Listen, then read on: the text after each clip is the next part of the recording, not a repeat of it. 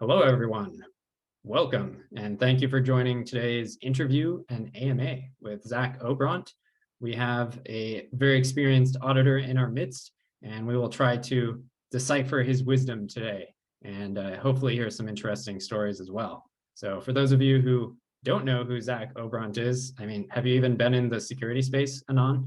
So obviously with some recent big findings on Sherlock contests and around the space, so definitely follow him on Twitter if you haven't already. He does share some alpha from time to time, more often than not. But let's get straight into the questions because today we have quite a security-focused audience. And so I'll just start with, well, first of all, do you want to add anything to the intro before I get into the questions? I should give you the floor. No, that sounds great. I will warn, a friend of mine just came to the office and brought me a very big sandwich that I just ate, and I'm feeling very full and tired. So I'll try to up the energy a little bit, but that sounds good. Sure, no problem. Well, we'll start by upping the energy by asking, is there any bug you found or even a, shall we say, security event that you're most proud of or has a special story behind it? Can even be like a war room you were in or a finding that you read from someone else. Anything have a special story? Sure. I unfortunately I have one in mind that I'm not able to share. One of the things that's been a bit tricky with doing a bit more Immunify is some of the most fun things I can't share. And there's this one that I'm particularly have in mind. They have made us wait that they are going to announce it in the summer, and then we'll be able to talk about it. So I'm silent until then. One thing that comes to mind, just because it's recent, is there was the sentiment hack, which I guess was like 2 or 2.5 weeks ago now. I'd worked on other parts of the sentiment system, so I knew them pretty well. And they messaged me kind of right when it happened, and I think someone's unmuted. Let me try to mute them. Yeah, there we go. So yeah, they called right when it happened, and I ran to the office to try to figure out what was going on. And honestly, it was just exciting because it was the first time I'd seen how like fast and dramatic a response something like that was. So like the war room with everyone in it was simultaneously like hunting down the person who did it and handling PR and comms and everything. And then the team of us that were working on the contract kind of getting into the weeds of figuring out exactly what had happened, how we could fix it, how it was missed in the first place, and then patching the fix. And the result was like fully patched fix was live in their code within, I think it was like 8 or 9 hours. That had been kind of tested from every direction, and then the money was recovered within, I think, 24 or 48 hours. So as a first war room, it was like a fun taste of how well it can go, which I know it doesn't always happen, but that was recent and exciting. Amazing. Well, if that was your first war room, let's hope all the others follow the same pattern. Okay, amazing. We'll be looking forward to the summer announcement for sure. So another question. I think a lot of people in security, especially coming from Web 2 security world, are very focused on tools. Can you talk about your progression using security tools during smart contract reviews? So did you use a lot of tools at the beginning and then you use less, or does your approach keep changing? Yeah, that's an interesting question. So when I started, I right away got really obsessed with this thing called TLA+, which is a language for formal verification. That's not super used in the smart contract space. Eventually I learned why, but it's basically like a language that represents pure math that you can translate functions into that can then run like formal checks to ensure that certain states can't be reached. And so before I really like was competent at all in this, I kind of got obsessed with that and used it a ton, and it led to 0 results for me. But it was really interesting. The reason it led to 0 results is because the way that those kinds of tools work is that they can't handle. Can we mute that guy again? Solved. They can't handle super complex states. So like if you're trying to kind of load a whole contract into that language, it'll just time out and won't be able to handle it. And so I was having to break off these kind of little pieces, and the process of switching Solidity code into that language was really cumbersome. So I kind of went like full tool automation will solve this, like kind of like find an edge that didn't really work out for me. Then I swung the whole other way. And so now I almost like, I've considered just printing code out on paper and doing that instead. I think I'd be almost as effective. The few tools that I use really like religiously are all just parts of the Foundry world. So like I use Cast all the time to check things, especially like storage slots, Forge for like proof of concept kind of stuff, and a lot of like fuzzing and invariant testing through Forge. And then recently I've been loving Chisel just as a like way to quickly check the behavior of certain kind of strange edge cases. But basically, like, but if I had just Foundry and then my VS Code inline bookmarks of like tagging things I want to come back to, that's 99% of the tools I use. Amazing. I guess you don't often see the setups that other people have, but do you suspect that other people doing, let's say, audits at the same level as you have similar setups where they're really minimalist on the tools front? Or can you see results that would be very hard to find with, let's say, your current setup? I'm not sure. I mean, I think the goal of a lot of tools are to like, I don't want to say find the obvious things, but like raise some obvious flags. And so I think there's something, if you let me think about how I would phrase this. Like, it depends on what world you're playing in. So like if you're doing say like bounty hunting or private audits, then I think there's a lot of room for tools just to like surface ideas or catch obvious things that maybe a developer missed. In contests, it's a weird environment where like anything that's too easy, someone else is doing.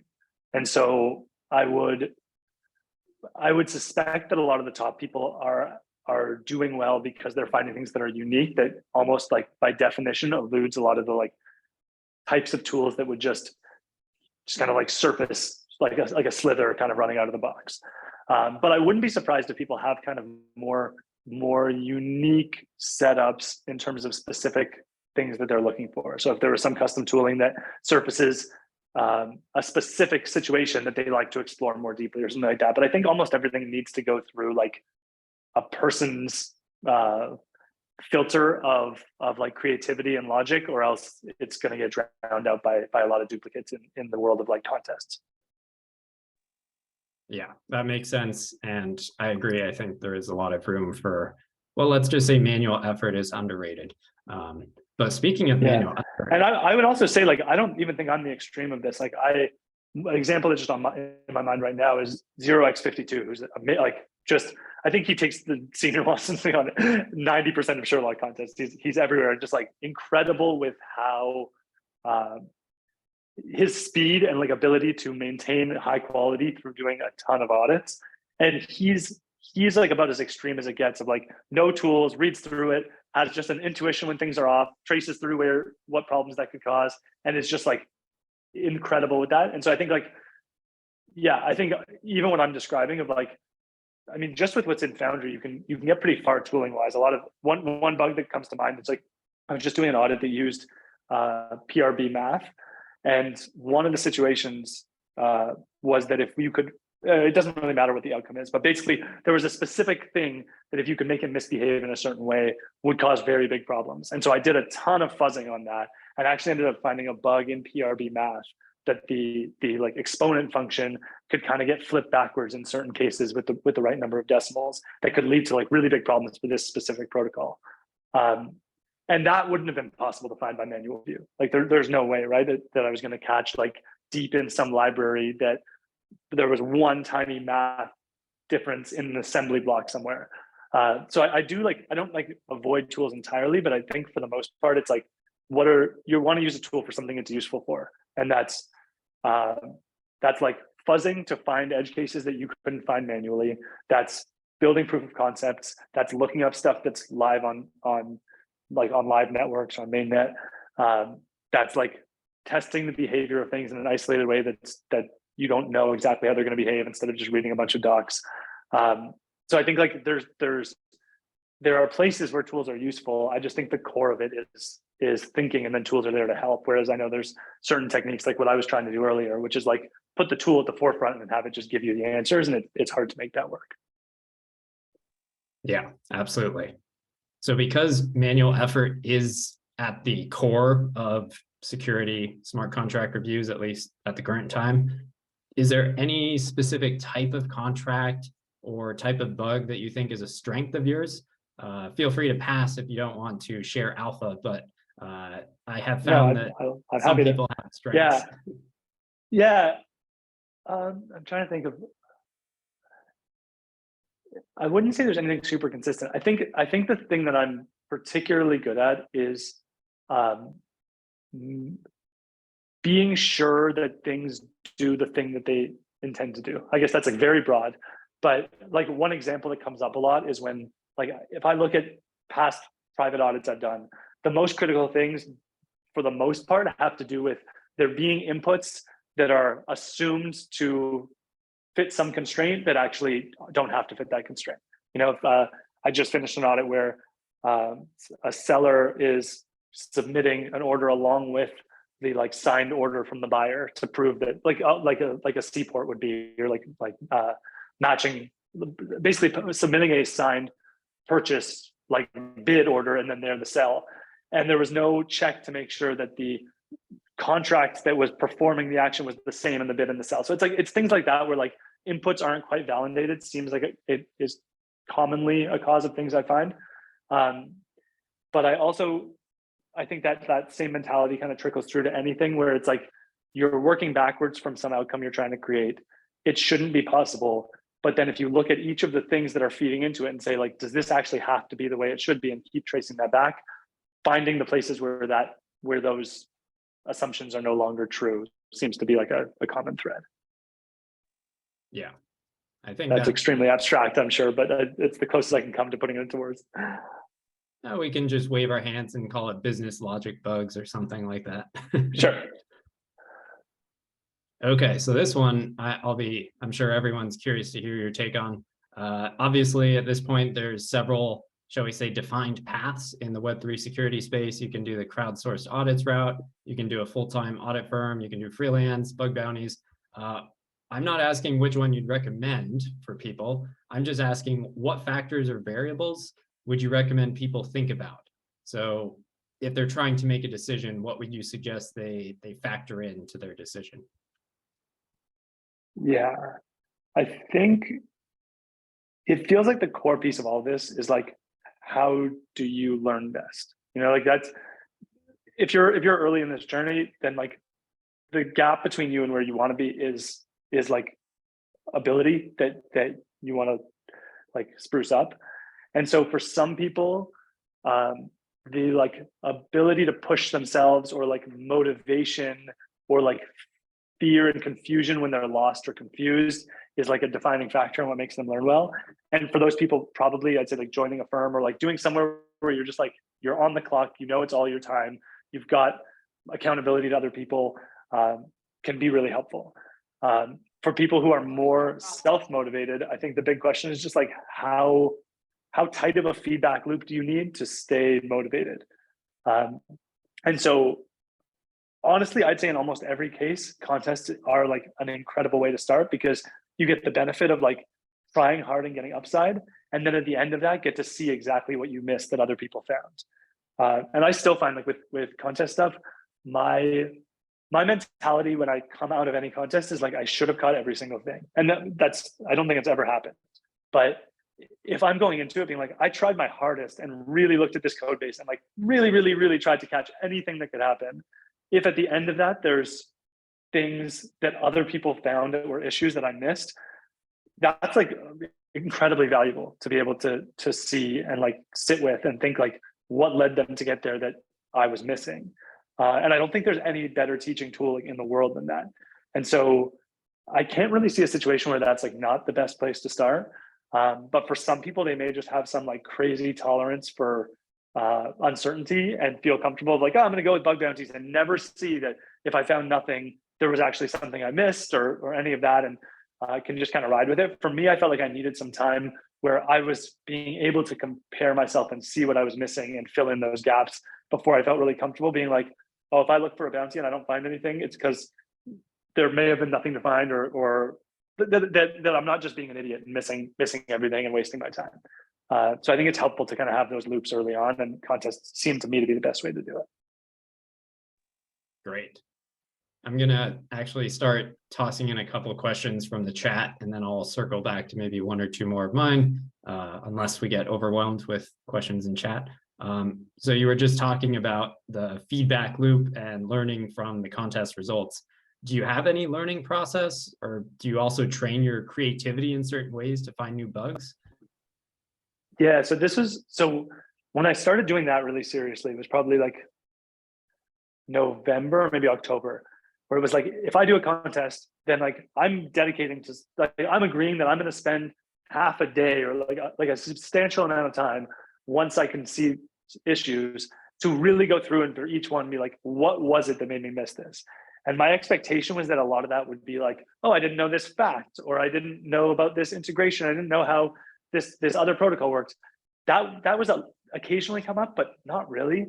The bigger things, even at that phase where I didn't have as much experience, was creativity and like patience, like getting deep into the weeds on things that I was kind of like letting my eyes gloss over and kind of skipping.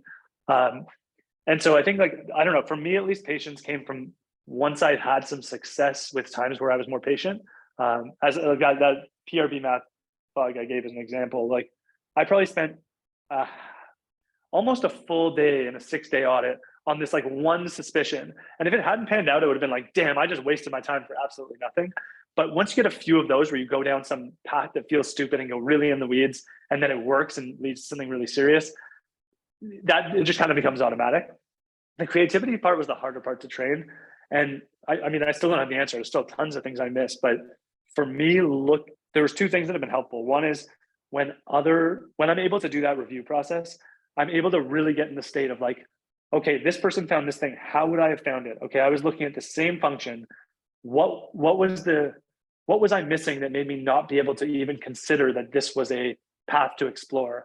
And doing that enough times, you start to kind of like build those models, and your brain just kind of starts to like pick up on patterns like that. That's one.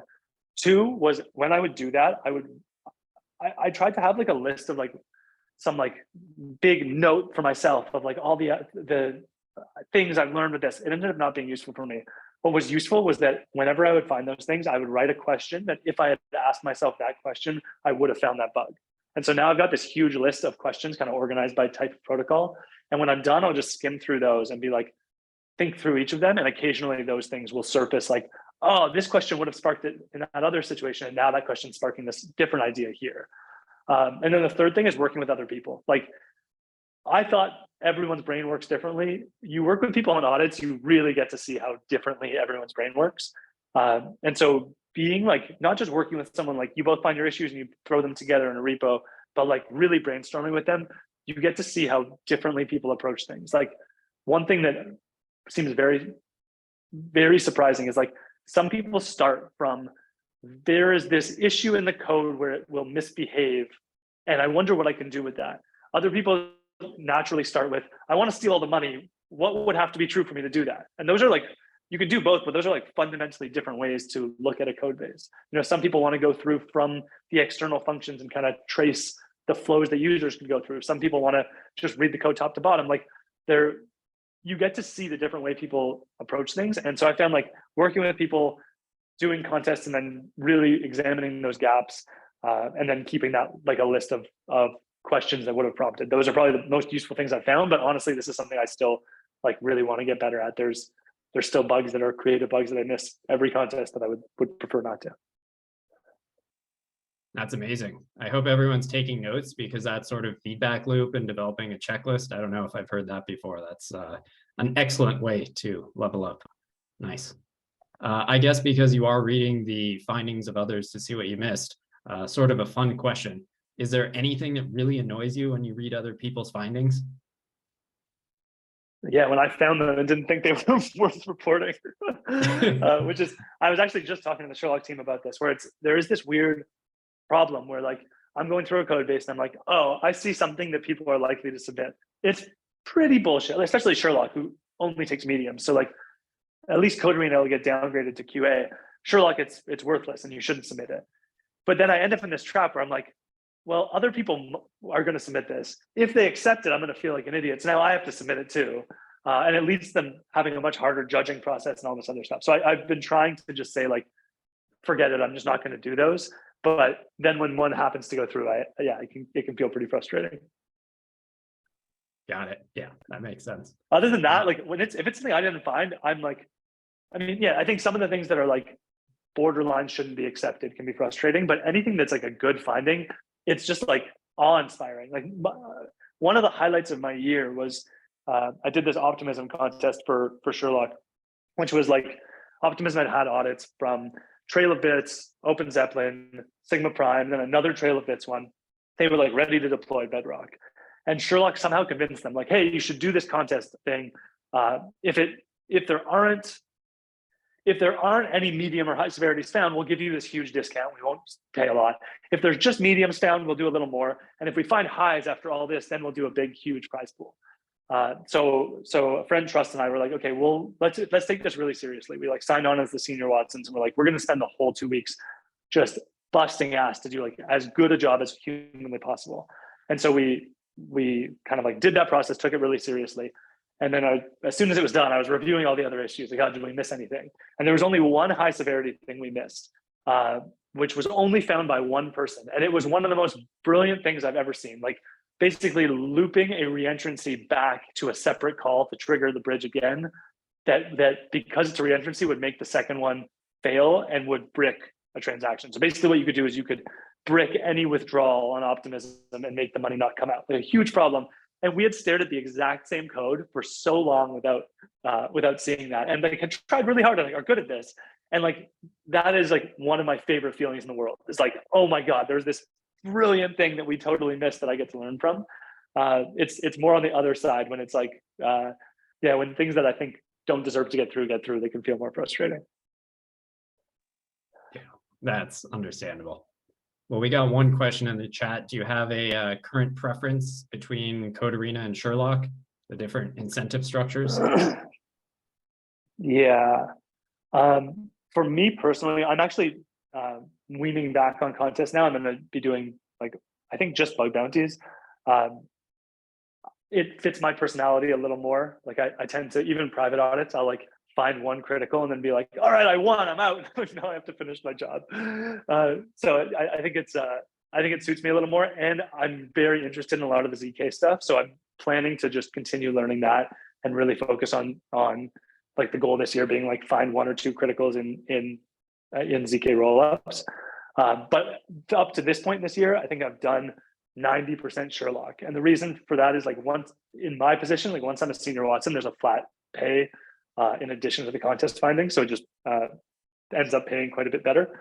I also find there's a bit of a problem, and this is in both, but I think is a little worse in Code Arena, is that when you have so many people competing, obviously there's a lot of duplicates.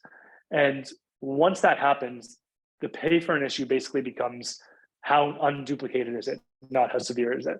And so what you end up often with is that like a really edge case unique medium ends up being by far the highest paid thing. And in a lot of cases, those are the ones that I was kind of describing where it's like, maybe that shouldn't even have been a medium. And like, I think the judges do an amazing job, but like, it's all subjective. And so you often end up with someone who finds something not that serious that is unique, earning a lot more. It feels like it doesn't like map with severity very, very tightly. And for me, I tend to, there are people who are really good at that, like find that creative edge case that like probably won't matter, but could, and that deserves to be a medium. I'm much better at like just find the most severe thing. So I've veered more towards Sherlock recently, but occasionally, like I did the Asteria contest earlier this year on C4, and maybe 1 or 2 others, and I'll do it occasionally if there's a topic that seems really interesting. Great, yeah, nice comparison there. Well, then on the topic, I find the mechanism for Sherlock to work up to becoming a senior Watson, I think, is one of the best incentive structures and like setups in this space. which is basically like every contest you do, the points for everyone who competes go into a pool, and they're distributed based on the proportion of the money you earn. And so if you do really well, you can work up to be in the senior role where you get an extra 10K a week as like a flat fee on top of whatever you find. And I find like that as a pay setup is really good. Like you get the fun of the contest and a flat fee. And the like with Code Arena to be at the top of the leaderboard, you have to compete a lot because it's total amount earned. Sherlock, it's more about like how well did you do when you competed.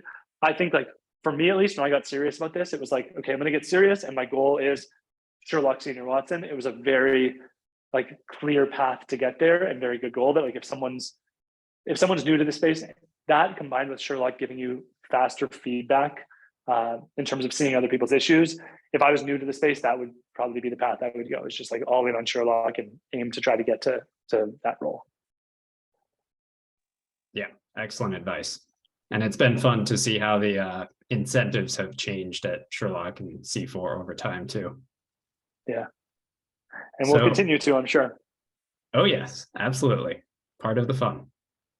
So on the topic of bug bounties, because those are a lot less structured than contests, do you have any approaches you want to share on first how you go about picking a bug bounty, and then secondly, how you schedule your effort around it? Yeah, this is brand new to me. So just my like quick history with this was I'd never done any bug bounties till last December. I was just doing contests. And I said, okay, I'm gonna explore bug bounties for a little bit. I spent 1 week just out of sheer luck, found a critical in one of the top 5 biggest protocols on Immutify. So I was like, oh, great, I'll see how this plays out before deciding how I want to allocate my time. Ended up being quite a bit of back and forth and some frustration in managing all of that. And finally, just like in March, got the payout and kind of got it finalized. And so I'd kind of put any bug bounty stuff on hold through that point. Now that that's done and I've kind of reconsidered all the options, I've decided like that's something I'm gonna pursue more. But it's really kind of redoubled my focus in this on the most important factor. If you're doing bug bounties with the goal of finding rare criticals, like finding criticals very infrequently, and that's what pays the bills, that it's crucial that you have a protocol that's actually going to pay and that's going to pay well, and not try and squeeze out of it.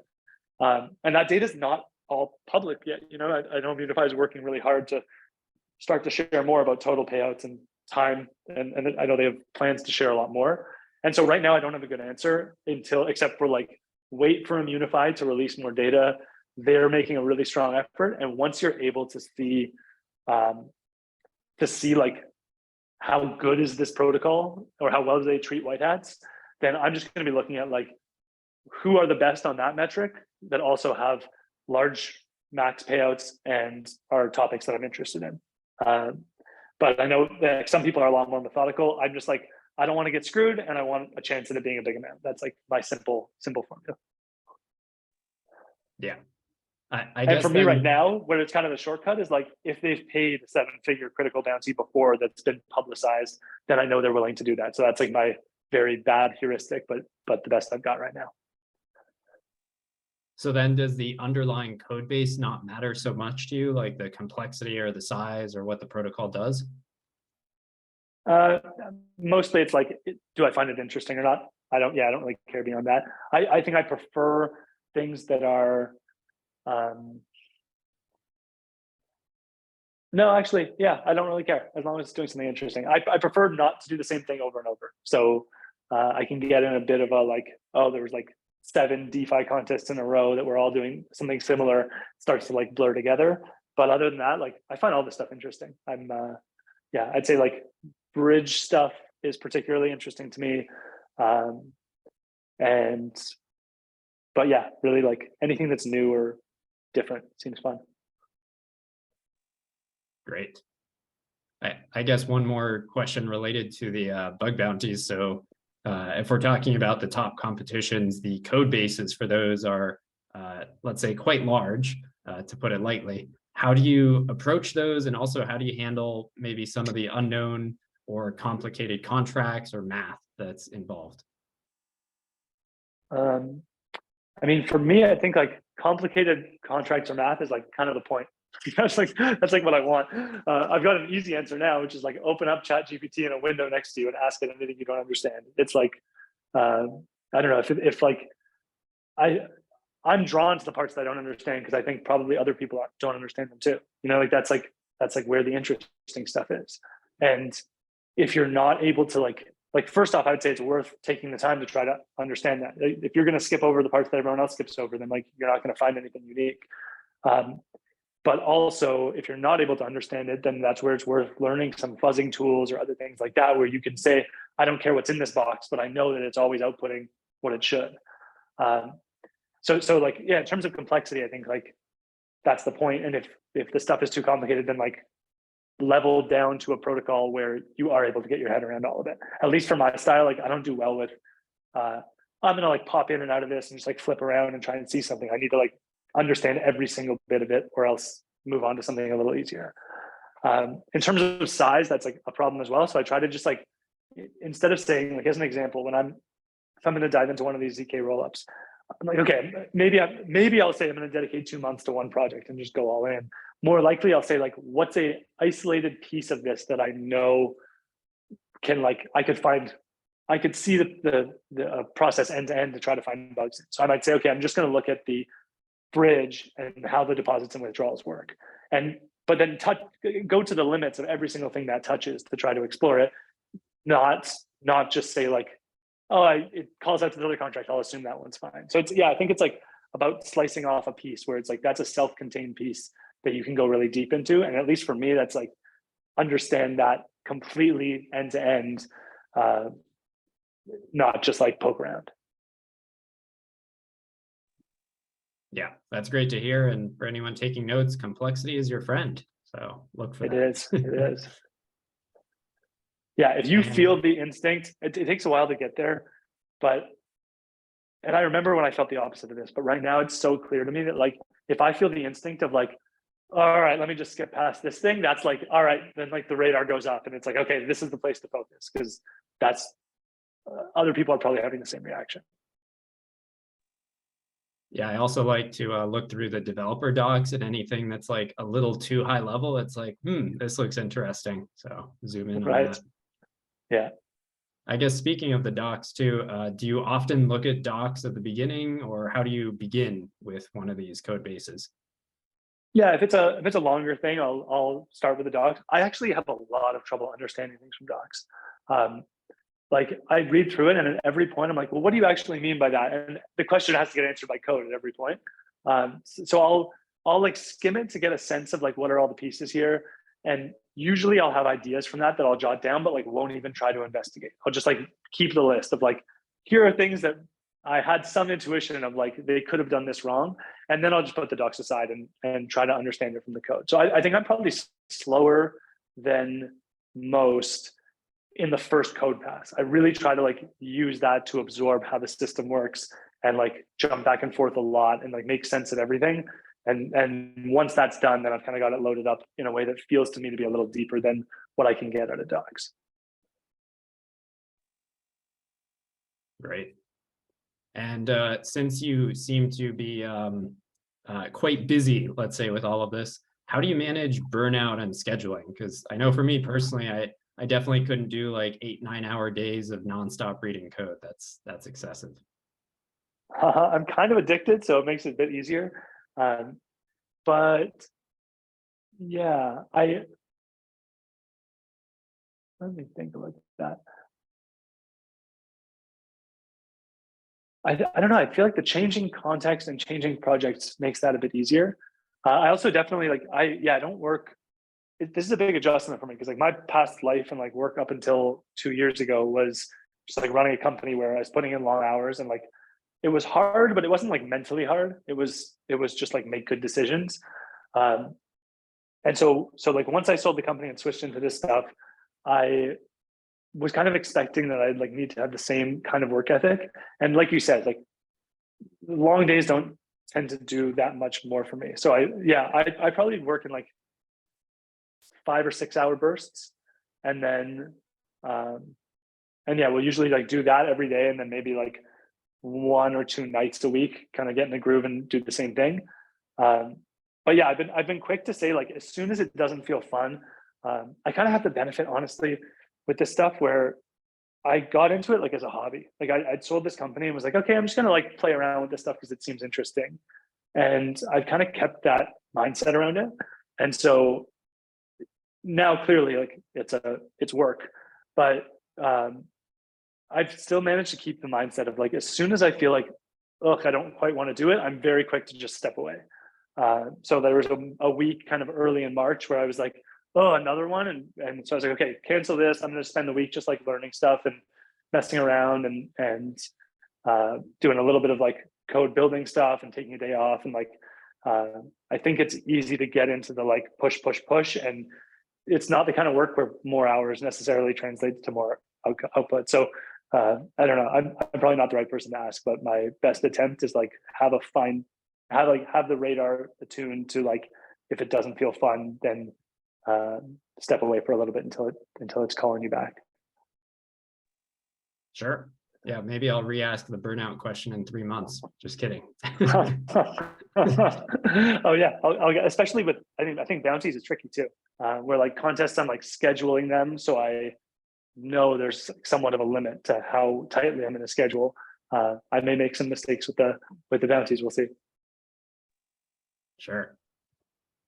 I guess one of the unique perspectives you might have, I think the lead Watson task you had with trust for optimism, that might be the only contest so far that has 2 lead Watsons. I could be mistaken, but how is your experience working with someone else very closely on one of these audits? Yeah, how does that differ from the independent experience? for sure. They've done others with 2. I think the notional one right now is 2, but usually the 2 are against each other. So I think we're the only one where we were 2 that were on a team.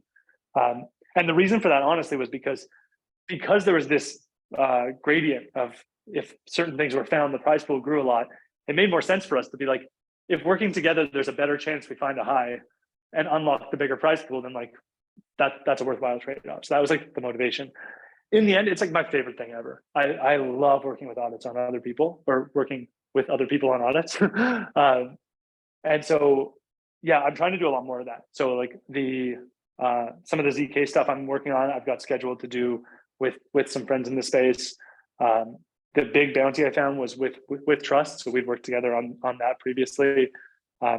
Optimism was with him. I've done some stuff with 0x52. So like I have a lot of fun just working with different people.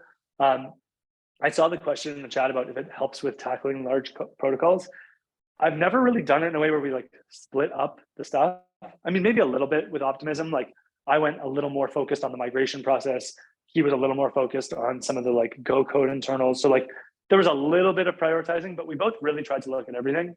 The thing I find most useful with it is like, once we've both understood the system, then how does both of us brainstorming lead to like creative breakthroughs that we wouldn't have otherwise found?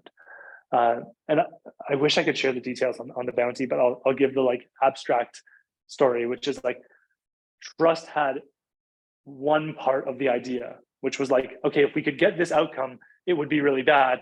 I can get us halfway there, but I can't figure out how to get the other halfway there. And then I was able to say, okay, from the halfway point, I know how we can get to the other part. Neither one of us could have done the whole thing without the other one. And I think there's a surprising number of issues that require chaining together a lot of little things that require thinking in different ways. And that if you can really do the like mind meld with someone and share a lot and share even your dumb ideas and bounce things around constantly and whatever, I think there's like a lot of personal benefit and fun and like better bugs that can come from that. Yeah, I do expect to see more of the, let's say, team collaboration going forward in this space. That's something we'll get to, I'm sure. Totally. My like dream for the rest of this year is, okay, I'm like leveling up on the ZK stuff. There's 5 or 6 big ZK rollups with bug bounty project, like with bug bounties that are substantial. Cool. Let's like with 5 or 6 different people, let me take a month each with each of them and go super deep into each of those. That's like my dream rest of the year. Amazing. Well, since you are, let's say, always exploring new terrain, how do you balance the process of going for these contests and trying to focus on the knowledge you already have versus looking at these, let's say, greener pastures, if you will, and trying to explore new tools, new opportunities in the space? Yeah, I guess the question, it depends so much on the person, right? Like what is the bottleneck right now? And I think it's easy to be working on the wrong bottleneck. Like it's very easy to be like, I don't know, especially if you're like learning this space, you're like you're new to it. You're like, I need to know more because like there's people who know things that I don't. But then if you start doing the thing where you like do a contest and look at what you missed, you might find that like the things you missed had nothing to do with that. Or they do have to do with that. I think it just varies so much person to person. Um, I can't really give any advice on that except for like be clear about where you want to get, look at what's missing, and then focus on that. And in most cases, that is going to be, I think the model for auditing, and especially for like bug hunting, is better modeled after like a sport than a job. You know, it's like you wouldn't be like, well, what do I have to like learn to get better at basketball? It's like you just have to like play and do drills and get feedback about what you're doing wrong. And so I think there's a lot of people are focusing on the stuff that's like easy to get from a blog post instead of the stuff that like makes you sweat a little bit. Actually, a thought that came to mind on this, would be interested to hear your opinion. I think CTFs are like a common item that's seen as practice material, but what you've described with your sort of feedback loop where you're really focusing on a contest to find everything, I feel like that's maybe more realistic and also potentially more valuable information than just checking the answer for a missed CTF. Do you 100% agree? agree with that. Yeah, it's really strongly agree. And that my challenge with CTFs, like I think maybe like very, very early, like there's no better way to start than like do ETH or not and like learn some common vulnerabilities and like get kind of addicted to the fun of that. But at some point, the gap between I'm doing a CTF thing where I know there's a problem and it's in a very small amount of code and it's right in front of me, the only way to make that harder is like more and more obscure problems. Whereas in a lot of code bases, like the hard part is digest a huge code base, have the intuition of where to focus, piece together the different parts that could act together to do something strange. And none of that you can really get in a CTF for the most part. And so I think I think for like the best practice is the real thing, but the challenge is that in most areas, the real thing doesn't have like this beautiful tight feedback loop. And with this, it does. So like, I can't see anything better.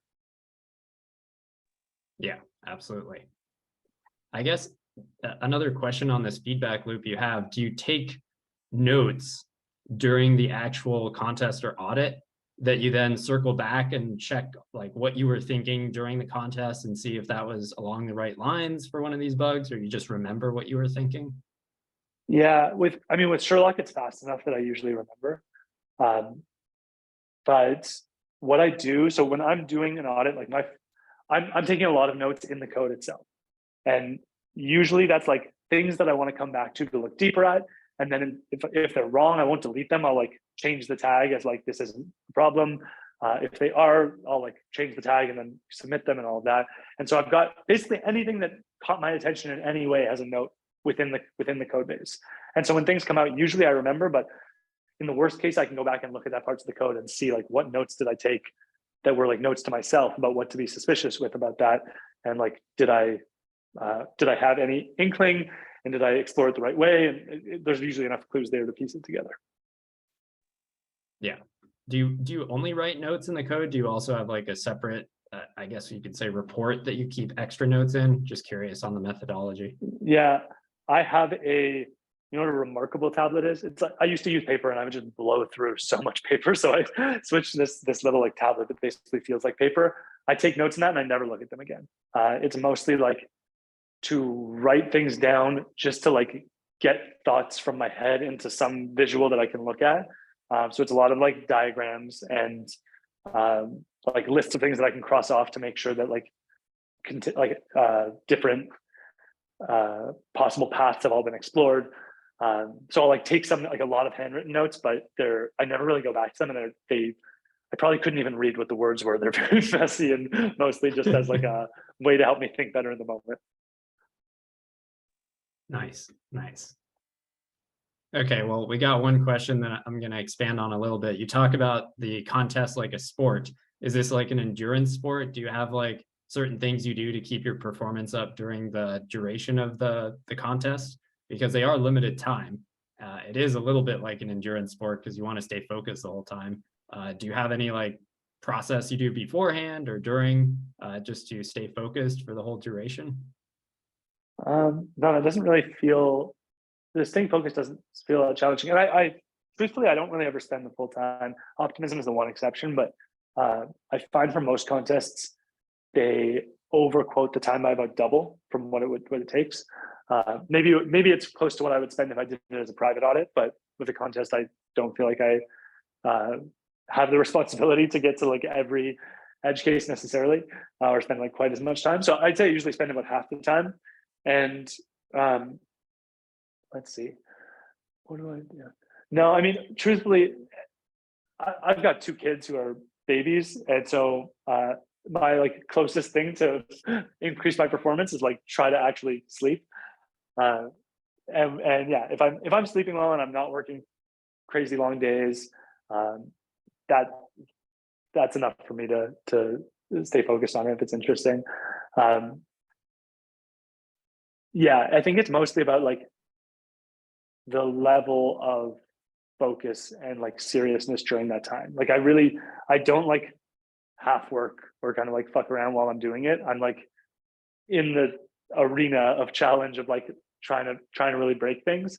And so uh yeah, I'm usually like pretty intense in my focus to like get into every detail I can. And usually what that looks like is like if the first say day or two is like doing a first pass and understanding the system and tagging like crazy everything that I want to explore more.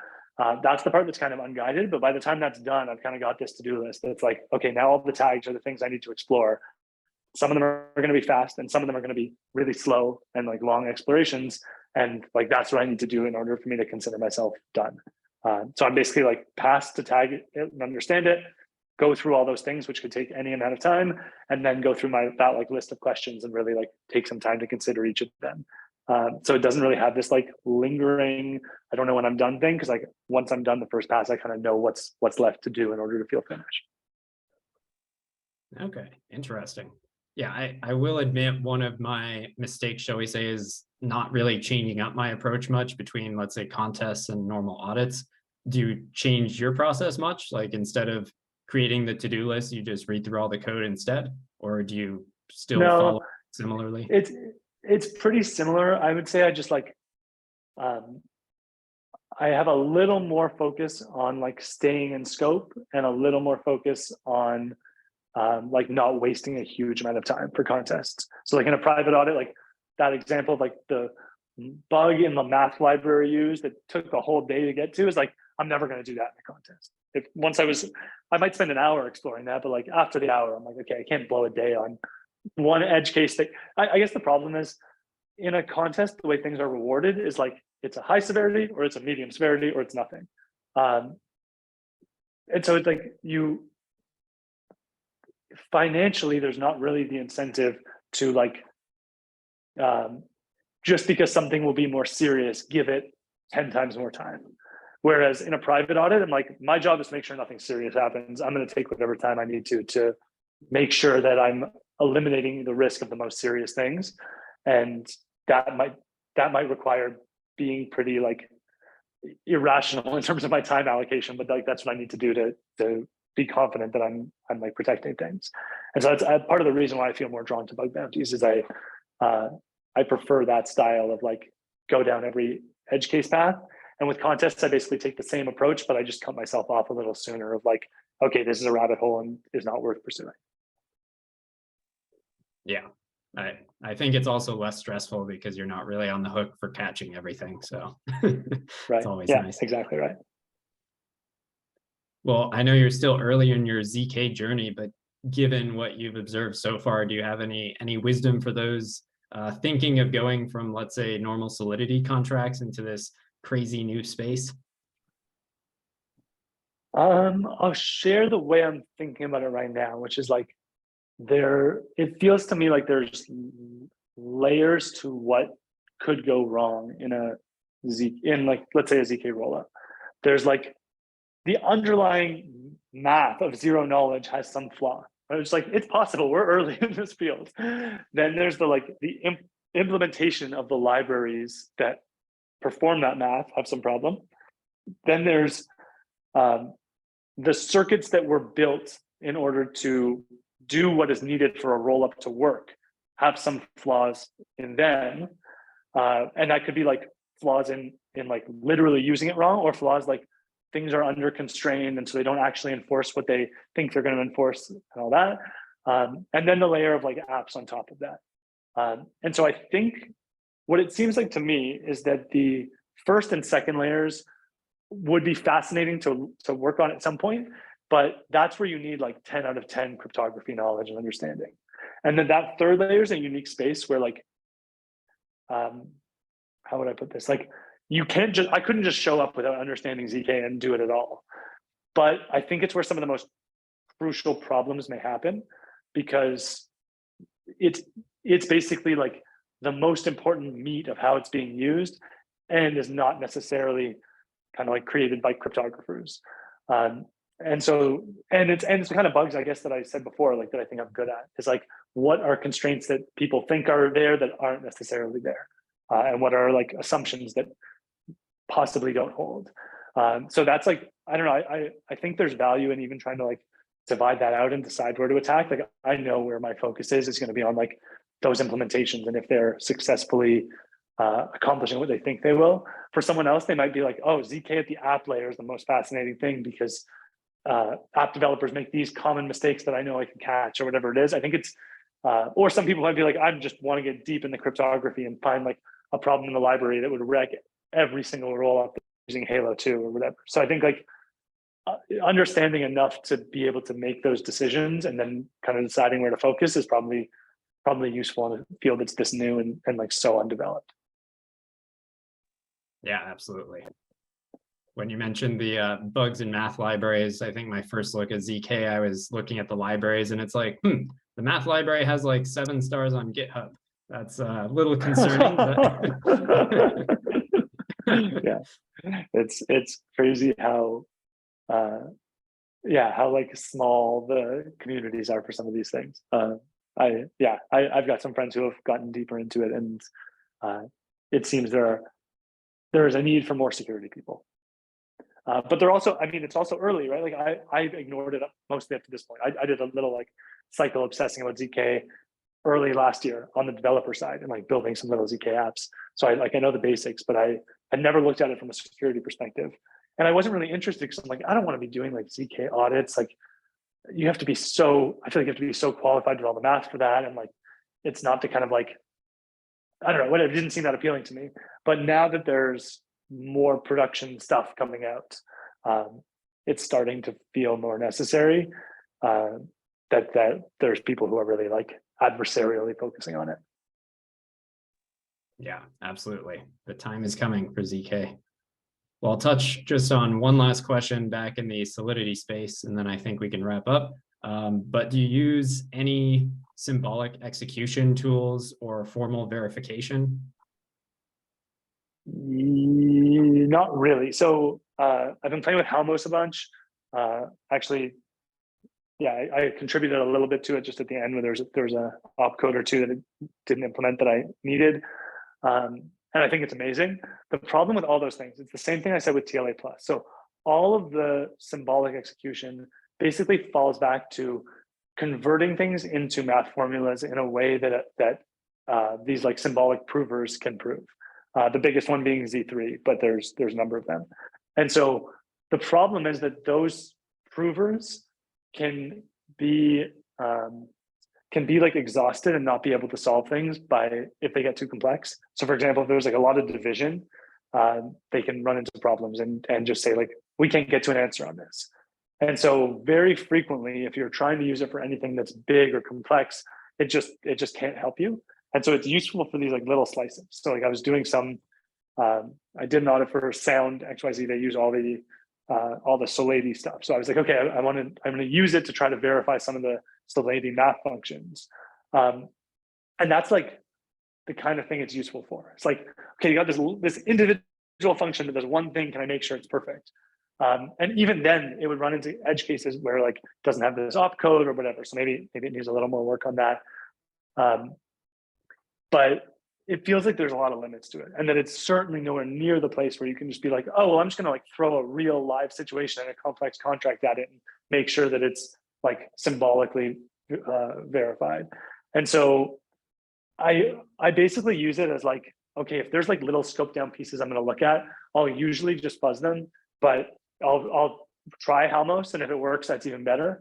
And if not, then I'll like crank the number of fuzzes up to 250,000 or something crazy and let that run instead as like the next best option. But I don't use it a ton, and I don't do any of the like I used to. I know TLA plus well. Like I love that whole world, but yeah, it's limited in what it can prove, and it's so much time, especially in contests, that I had this idea and excitement that was like, oh, with Certora or with TLA plus, like maybe doing formal verification, like offensively is this amazing way to discover bugs, and that we should be be pulling things in and doing that.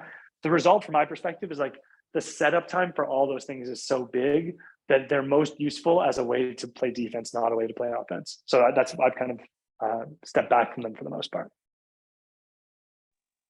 That's a great way to recap it. Defense versus offense. Amazing. Okay, well, I think we are out of time, but I think we have also gotten out of questions. So thank you very much for your time, Zach, and all the wisdom you shared from your experiences. Hopefully we'll all see each other soon, including the fellows in the security space. And thank you all for joining. Sweet. Thanks so much, guys. It was fun. Thanks. Bye.